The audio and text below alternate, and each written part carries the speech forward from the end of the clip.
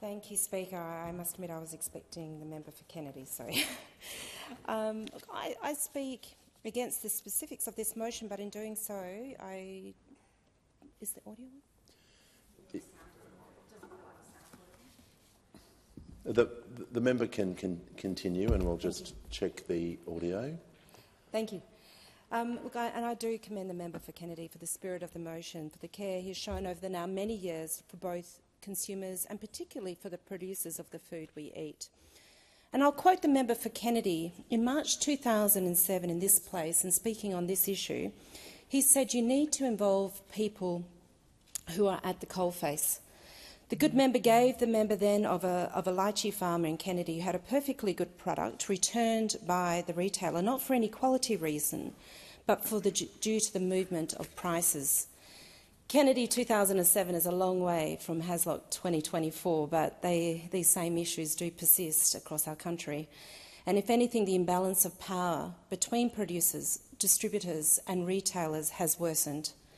I recently had cause to refer a local matter to the ACCC. Some of my constituents working at the coalface, the grape growing families who've been feeding us for generations, finding that their product was very suddenly not required, and then by the time it got on the shelves had been sitting too long to fetch its premium price.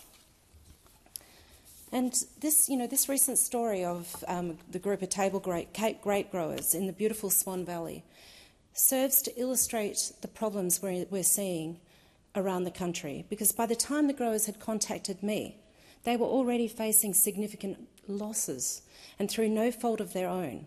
Some of these growers, as I say, have been producing and supplying grapes to the local market for over 50 years, but with product on the vine and picking imminent, to be informed that their varieties would no longer be accepted by the major retailers is a situation that is untenable. No proper notice and no good reason. Finding markets, obviously, is challenging when you only have a very small supermarket retail chain.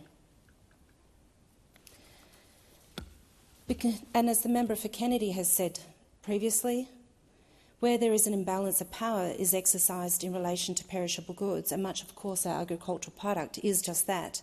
Producers have nowhere to go. It's simply impractical to say, well, we'll find another market. It's not easily going to happen in Kennedy and nor in Hasluck.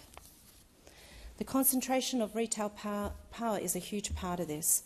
Another part, a real choke point, is the situation where there is a sole distributor sitting between producers and the few retailers. Many fruit and other products these days, additionally, are the subject of proprietary strains, and many of these patented products are owned by international interests. They license few growers and fewer distributors, and they guard their intellectual property jealously. They have an interest in seeing their products advanced and others shut out from the supermarket shelves. And this was very much the experience that's unfolding in my electorate amongst the grape growers. The member for Kennedy will agree that little has occurred in this policy space over the 9 years of the coalition government. The Liberal and the National administrators were a conga line of hopelessness across many areas of government. We just heard the reference that the code that they introduced was a dud. In contrast, the Albanese government is acting in the competition space, and I'll mention a few of the ways in just a moment. Both the Treasurer and the Assistant Minister for Competition, the member for Fenner, are keenly interested in reform in this sector. Further, the Standing Committee on Economics, in which I'm a member, has been also inquiring into competition and economic dynamism and will be reporting very shortly. And I acknowledge the leadership of the committee chair, the member for Fraser. The member for Fraser, born in Italy, where 5 companies share about 75% of the supermarket retail, which you might well say is actually twice as healthy as competition here. Most international comparisons indicate we do have a serious issue, and the member for Kennedy has made that point many times over the years. But to the motion, we are actually introducing serious reform. We've increased the penalties for anti-competitive conduct. We've banned unfair contract terms. We've initiated the Treasury Competition Task Force. We're legislating for new designated complaints functions within the ACCC. We've commissioned the ACCC review of supermarket pricing. And importantly, to that dud food and grocery code that we referred to just previously, we've initiated a review of that too. We've also funded Choice to provide comparison information for consumers. We are taking it seriously. We will take action.